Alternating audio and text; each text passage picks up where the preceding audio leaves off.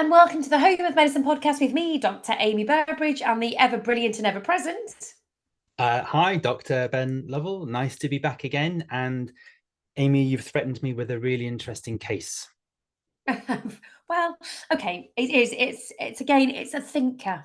Okay, it got me Okay, really thinking. a head scratch. Um, and I really like these cases where there's that level of uncertainty and it really challenges us and to talk about how we manage it really. Okay. So I saw a 73-year-old female who had been in hospital for over 24 hours. She was still under the acute team. But had already been seen by a consultant, had been given a diagnosis and managed. So I saw her on a ward round. And she has a background history of metastatic multiple melanoma. And she also had, within recent weeks, been diagnosed with lung metastases as well, in addition to the PEs and the metastases to the liver. Aside from that, she had no real significant past medical history of note. But she said that she'd come into hospital just feeling rubbish. She felt lethargic, she felt nauseous, she was vomiting lots, and she had this fever that was going up and down.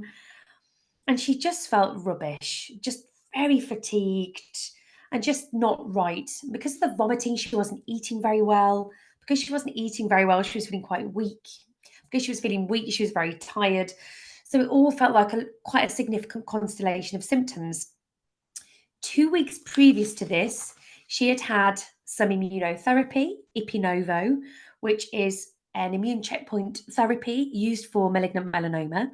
And she'd had that. And this hadn't been the first time she'd had it. And she'd not really felt like this before. But this time she felt pretty rough. Because originally I was thinking, is this all to do with the chemotherapy, which she'd had 2 weeks previously and been discharged for?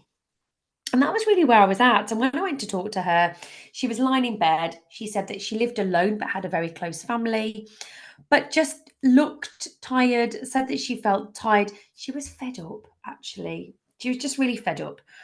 And the nurse had asked me to see her on the ward round first because she had a heart rate of 170. And this heart rate had been hovering between 130 and 170. And on the monitor, it looked like fast AF. And when we got a 12 lead ECG, it looked like fast AF. So it was pretty quick, but I have to say, to me, it was fast AF. And probably in the time I was with her, the heart rate was around 130, 150, but it was definitely irregularly regular and definitely in AF. Her blood pressure was 97 over 64, rest rate was 22. She was saturating fine, 97% on air, and her temperature was 36.3. But she just didn't look right. So when I examined her, she kept coughing, cough, cough, cough, but it was non-productive. She wasn't bringing any blood up or any sputum up, but she was short of breath on examination. She was in AF when I felt her pulse. And if I'm not sure, I then auscultate the heart. And instead of just listening to murmurs, I also really focus on the heart rate and the rhythm as well when I'm auscultating. In her chest, she had bi-basal crackles. Her calves were soft and non-tender. There was no obvious evidence of DVTs or anything like that. And abdomen, nice and soft and non-tender. She said that she had some epigastric pain, but it was non-tender on examination. So in conclusion, I've got this 73-year-old female, malignant melanoma, metastases, recent diagnosis of PEs, which she was taking apixaban for, and she now had a few-day history of lethargy, nausea, vomiting, and feeling generally unwell.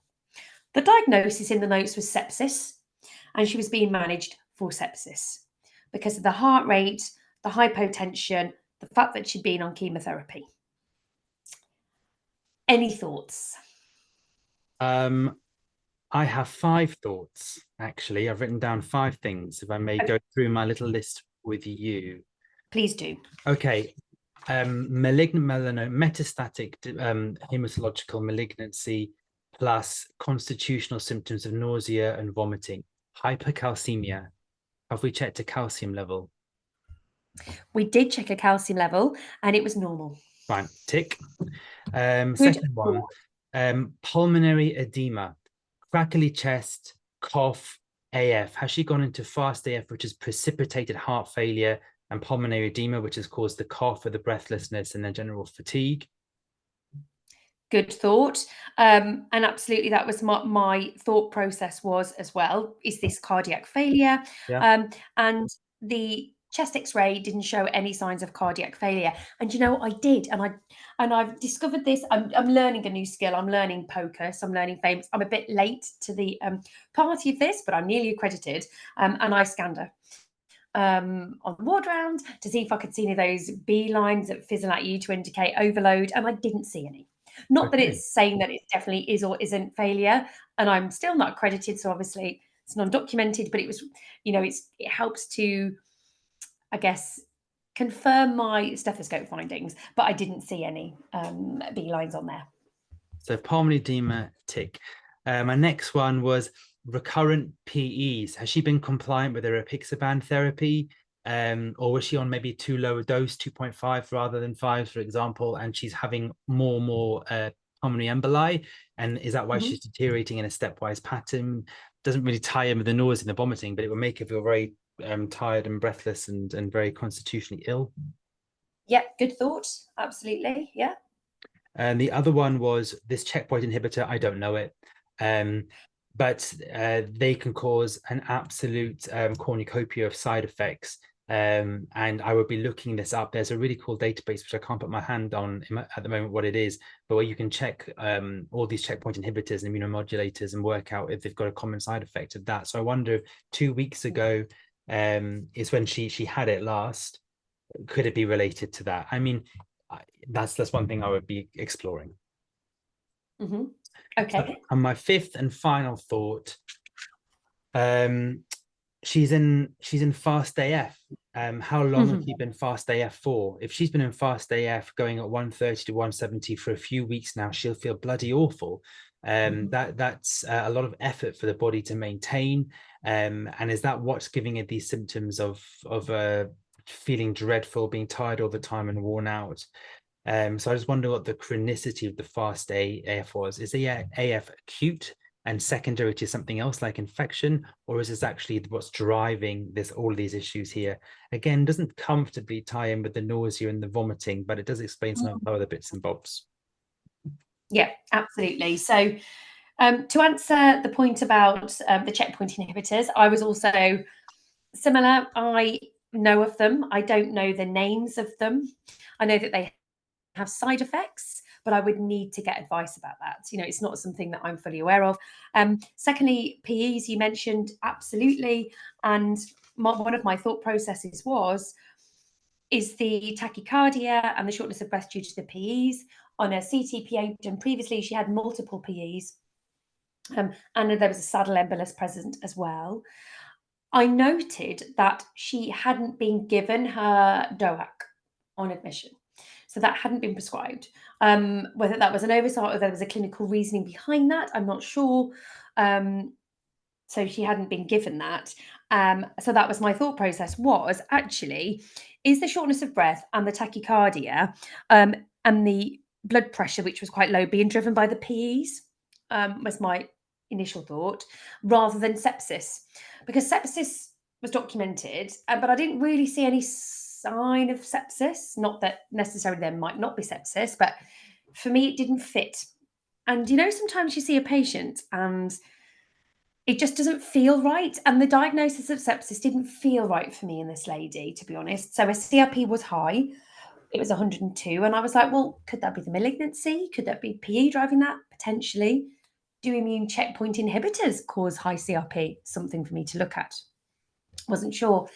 Her lactate was okay. She was hypotensive. She was tachycardic. Her rest rate was high. So yes, actually, she did fulfill the sepsis criteria. So I could buy that, absolutely. She was on antibiotics for that. However, I still felt that some of the symptoms are probably being driven by these PEs, which were untreated as well. So I sort of went down that route. And she didn't really get much better. And my thought process was I really needed to bring her heart rate down. So I've got this lady, she's on our admission unit. She's in AF. She's quite tachycardic. She's got crackles on her bases. Her blood pressure's 90 systolic. What are you going to do to manage her AF in that situation? This is really you'll be very, very careful here because there are really paradoxical approaches to managing AF, and it all kind of I know. depends on their heart function, their fluid status. So if someone has got AF as the primary problem, they have got an electrophysiological miswiring of the heart and they're in AF, and the AF has caused a cascade of others. You control the AF with beta blockers, or as a second line, or you could use calcium channel blockers or digoxin, but you control the heart rate first, and then you watch everything else come back into harmonious balance again. If Mhm. someone's gone into AF secondary to the strain and tribulations of being unwell with other things, it's secondary AF as a response to sepsis, fluid overload, a massive MI, electrolyte dysfunction, thyrotoxicosis, whatever. You've got to fix the primary thing, and you don't touch the AF. And the AF should melt away once you've moved the trigger out of the way. So it's working out what's the chicken and what's the egg here. And look at, from what you're telling me, is I don't know. Um, Yeah. her fluid status, what would you reckon? Dry, She was euphoric. overloaded? She wasn't dry. She was hypotensive, but I wondered whether the blood pressure was low because of the fast AF. She was so fast Mm, that mm, I wondered whether that was a consequence of the AF rather as a mm, consequence of being unfilled. mm, And she had fluid. She was treated for sepsis. She'd mm. had adequate food resuscitation, and she was drinking herself as well. So for me, she was Okay. euvolemic. Has she ever had an echo before? We don't know anything about her heart function. We didn't know anything about her heart function at Okay. that point. Do your So poker skills stretch to echocardiography at this point in time? maybe if we're recording this in a year's time, I would be able to comment on the ejection fraction, but currently I would like to say no, Fine, sadly. fair enough. Listen, knowing what your limitations are is absolutely key to safe medicine. So thank you. So we don't know about heart function. Electrolytes. Electrolytes were normal. Okay. So her urea and her potassium were absolutely fine. And potassium fat was a little bit low, it was Mm, 3.2, but mm, nothing again that would be too significant mm, that I'd be worried about. Urea, creatinine were normal. mm. Albumin, it was all normal. Everything Okay. was normal. Okay. Magnesium, normal. And the evidence for sepsis is mixed to poor. If sepsis was a driver. So in this case, I think you could try rate control at this point now because we can't find any conch indications. I would never give a beta blocker to someone, who's got AF because their potassium's 2 or something like that. So I think you could give rate control here. What are we going to give? I know. We could give beta blockers, but they've got a mild negative inotropic effect, so they might drop the blood pressure a little bit. I would never give IV metoprolol. Maybe a smidge of oral bisoprolol 2.5 won't affect the blood pressure too much, and it might do something for the rate. Or we can just forget the beta blockers for now, and maybe we try something a bit old school, digoxin, which shouldn't cause hypotension. She's got good renal function. If you give digoxin to people who've got AKI or bad CKD, they don't metabolize it and then they get horribly digitoxic. But she's got good renal function. So I wonder at this point, I might try a little dig to slow her down a little bit. And I wonder is when she slows down a little bit, her heart rate becomes more normalized. That means her stroke volume will improve a little bit because she'll have longer time to fill her heart in between its blood, in between each contraction, and then maybe her blood pressure go up. The only other thing is I just want to make sure she's not vasopleged. If she's got hypertension because she's got vasoplegia, low peripheral resistance, and I'm thinking here about sepsis. So if she Yeah. was very vasodilated and warm peripherally, then me giving her the digoxin won't do her any favors because then her blood pressure could drop precipitously. Maybe the heart rate is high because that's her body's way of trying desperately to make up for the lack of arterial tone peripherally. So, but if she didn't have any signs of peripheral vasodilation and sepsis, then maybe I would try that. A lot of it comes from looking at the patient though, and Mm. making a judgment. I can't see her, so I'm making a little picture of in my head. But Mhm. that would be an option I might go for if I thought that AF was the primary villain of the piece and I needed to switch that off for the Yeah. other parameters to slowly normalize. Does that make sense? Yes. And I'm so glad you said that because that's what I did. Oh, Um, exactly the thought process. This is weird. It's almost like we've been doing a podcast together for like 3 years. So yes, because I talked myself out of the beta blockers because of its negative inotropic effect, and digoxin does have a slight positive inotropic effect, strengthens that heartbeat. And I couldn't see any sign of cardiac failure at the time. We've talked about that. I thought the AF was probably multifactorial, so I didn't necessarily attribute it to primary AF or secondary caused by the sepsis or the PEs. I thought there was lots of things going on, so I went for dig. I went for 500 micrograms of digoxin. I loaded her, which I haven't done for quite a while actually, although it is still in the AF guidelines somewhere down there at the bottom. And it's got take quite a long time to work. But over the course of the 12, 24 hours, her heart rate did steadily come down, and we gave a further dose. And I then put her on regular digoxin, 125 micrograms a day, and it did settle down. So I went through all the same discussions in my head: is dig right? Is dig not right? And I'm happy I went for that, and I'm happy that you also said the same thing. However, she was still incredibly unwell. She was still short of breath. Her blood pressure stayed around the same. So her heart rate did come down, blood pressure stayed around the same. And then she started to say that she had a little bit of chest pain the next day.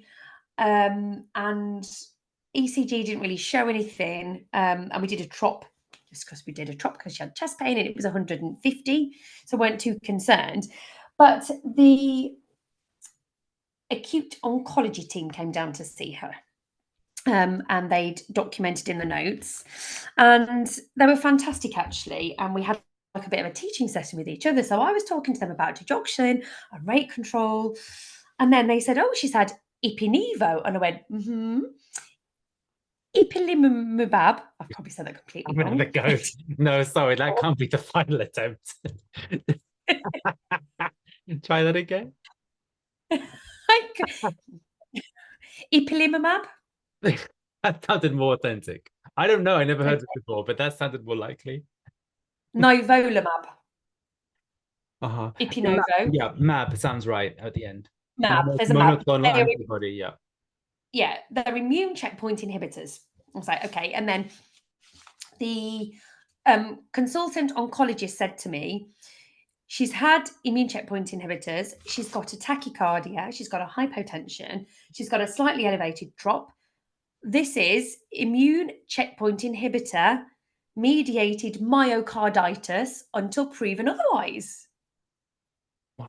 And I went, oh, okay. Mm. Okay. And then I was like, do you know what? That hadn't even entered my thought process because it's not something I've seen before. And then he said the incidence of myocarditis associated with immune checkpoint inhibitors is very low. It's between like 0.2 to 1%. It's got a 50% mortality.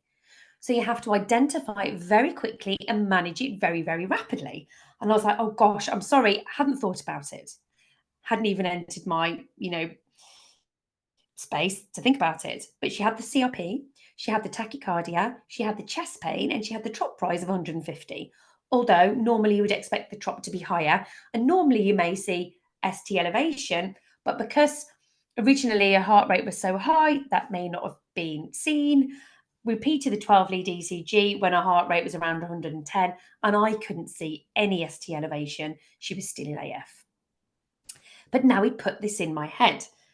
And I was like, okay, so how do you manage this myocarditis? And he said, well, she urgently needs an echo. I was like, okay, but we couldn't get an echo at this particular time.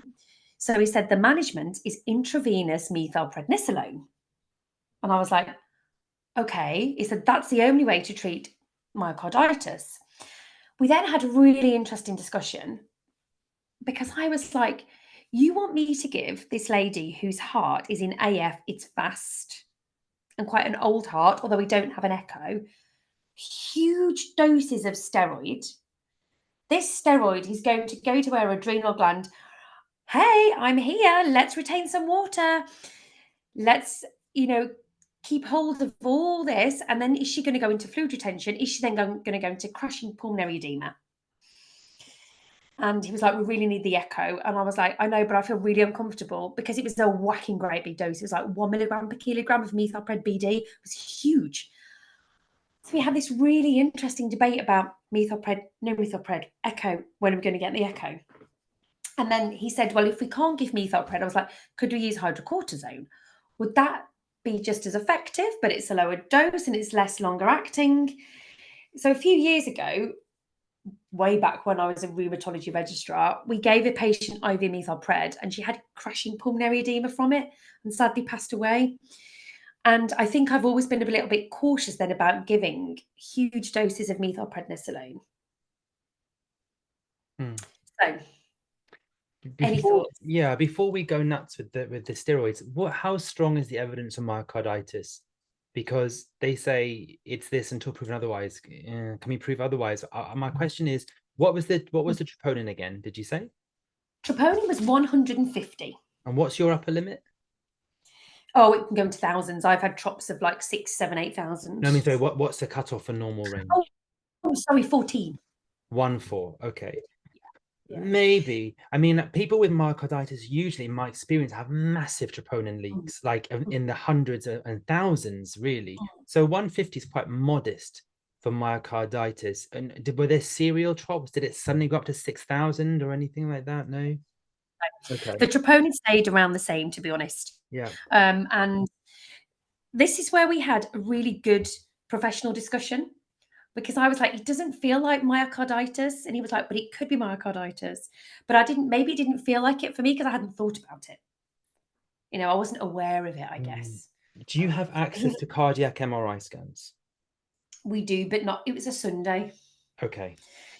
Yeah. So not on a Sunday, but that was what we needed. We Yeah. needed a cardiac MRI, to be honest, to Because help we, us we give this need that diagnosis. because that's the gold standard test for myocarditis or not. So in the absence of that, we need to make a harm benefit sort of balance Mhm, about giving her some pretty potent medication, mhm, but for a condition which they say could have a 50% mortality. So you be guided by them, of course. It has to be discussed with the patient to say this is what we think's going on, and we think if it is this could be very serious, and the treatment would be this.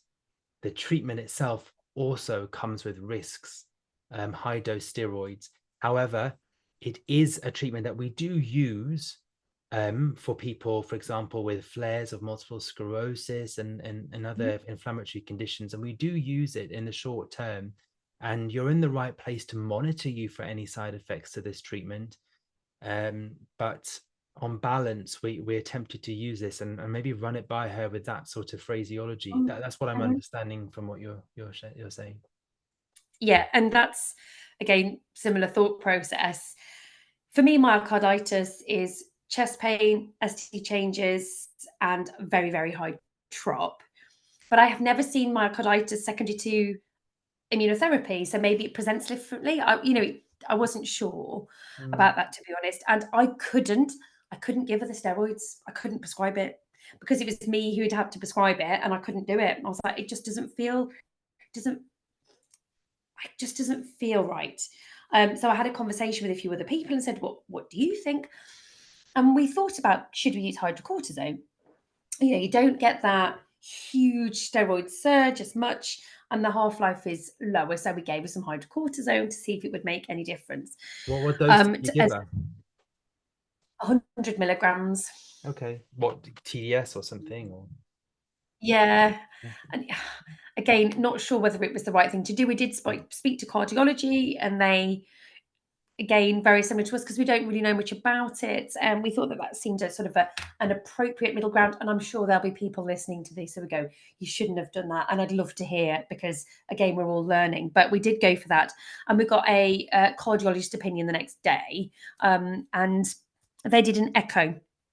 And the echo was completely normal with a normal ejection fraction. But they did say that on the echo, they couldn't rule out myocarditis on transthoracic. And you'd obviously need further imaging if you wanted to do that. Um, we have a specialist in our hospital who is fantastic, a cardiologist who looks at all these things. And he looked at all of the things together with the echo and the CTPA, and actually said, well, there's no right wall motion abnormalities on the echo to suggest myocarditis or metastases from the melanoma, which he said was also a possibility. Said that the pericardium looked completely normal with no right ventricular strain. Therefore, again, doesn't really suggest pericarditis. Their final conclusion on reviewing everything and seeing the patient was there was no evidence of immunotherapy-related pericarditis or myocarditis and no evidence of myelomatous cardiac metastases. And they felt that the shortness of breath and the AF was probably because of PEs and the fact that she had lung metastases and was unwell. Okay. So, right. So how did you feel at that point? It was a really interesting case. Few things, I guess. Number one, the fact that the sepsis diagnosis is given, and sometimes I think sepsis is diagnosed, and then we stop thinking about other things because we are so sepsis, think sepsis, and we do think sepsis. But I think sometimes it stops us from thinking of other things that aren't sepsis. So that was a point of note. Hmm. Secondly, it was about the digoxin and the AF. Hmm. Thirdly, it introduced me to a whole new condition that I knew myocarditis could be associated with it, but it's not something I've seen or really heard of. And it was really good to have that intellectual, professional conversation with another consultant and discuss it between ourselves as what was best for the patient, and obviously involving the patient as well. And she was fully on board with the discussions that we were having about it. It was good to have the cardiologist involved as well and get their input, and for them to say, there is nothing on the echo that would suggest that this is myocarditis. And actually, the patient is still in hospital now. She's doing well. She's started more targeted immunotherapy now to try and help with the melanoma. And she's doing very well. Melanoma. And Multiple myeloma. Do you mean? sorry? Multiple myeloma. You said melanoma. Oh, malignant melanoma. Did I say myeloma? Yes, then you did, yeah, but before, not Oh, before. sorry. Yeah. Sorry. Yeah. Malignant melanoma. Yeah. So she's actually much better, but it was just activated a lot of thought processes in my mind. Mm. I think that also there's something to be said about who has ownership for ultimate decision making about the patients, and it's one of the responsibilities of being a consultant, and that you do get given some excellent information from your colleagues, but in acute medicine especially, it's your name above the patient's bed, and you have to make a call about what to do. And I think I would say in my experience, most of the time, you go along with. It's very rare that I say, thank you for that advice, I'm not going to do that actually. Yeah. And the only times that happened is maybe because I've got a slightly broader picture than they can see, because they're looking from the point of view of their own specialty, their own organ, or whatever team they've come from. And they this is what's going to improve this area of the patient. And as a generalist in acute medicine, sometimes I might say, I appreciate what you're saying, but I'm looking at the whole thing together, and that's actually going to make this deteriorate. And that's usually when I say, I'm going to do something slightly different, but thank you very much for coming. It doesn't happen very often though. Yeah, me either. Yeah, it's what was really nice is actually having a conversation with another specialist and the consultant, Mm. and really having clinical discussions. It doesn't happen very often, probably not as often as it should. Like, we have them with each other in acute medicine, but it's really nice when you have them with other specialties as well, and to learn something new. That was really, really good. There was an episode we did ages ago now, and I can't remember what it's called, but it's about leg pain or something. But I remember one of the reflections I had from that was it was really nice for me and a vascular surgeon both standing at the patient's bedside, looking at the patient together, and sort of I was learning a lot from them. And I was thinking to myself, "Gosh, this is nice. You don't do this much as a consultant." If you go in sort of with an open mind and saying, "Yeah, I know a lot of stuff, but I don't know about this. What can you tell me?" I find that a really satisfying experience at work. The learning never ends, even when you're Never ends. And that podcast that you're talking about, the final diagnosis was phlegmasia cerulean dolans, and I will never forget that. I've learned a lot from that as well, and I've had lots of people contact me as well to say they've subsequently diagnosed it. So They should yeah, they should call it a level syndrome. They should give it a new name. I've done some great PR. So anything you're going to take away from that discussion, Ben? Well, I've learned a new checkpoint inhibitor now, and I've learned about its relationship with myocarditis. I can't pronounce it, but I've No. learned it. So Mhm. that's useful CPD for me. So thank you for sharing that. Absolutely. And I think that's the takeaway point for me as well, is we can still use digoxin. Number 2, not everything's sepsis. And number 3, I can't say or pronounce these immune checkpoint inhibitors, but they do cause myopericarditis. So somebody's on an immune checkpoint inhibitor, think myopericarditis. Yeah. Okay. Great. Thank you so much, Ben, as ever. Thank you to everybody out there who's listening. Please rate the podcast, review the podcast, share with your colleagues, friends, so we can really spread the word of the podcast. Thanks for listening. Goodbye. Bye.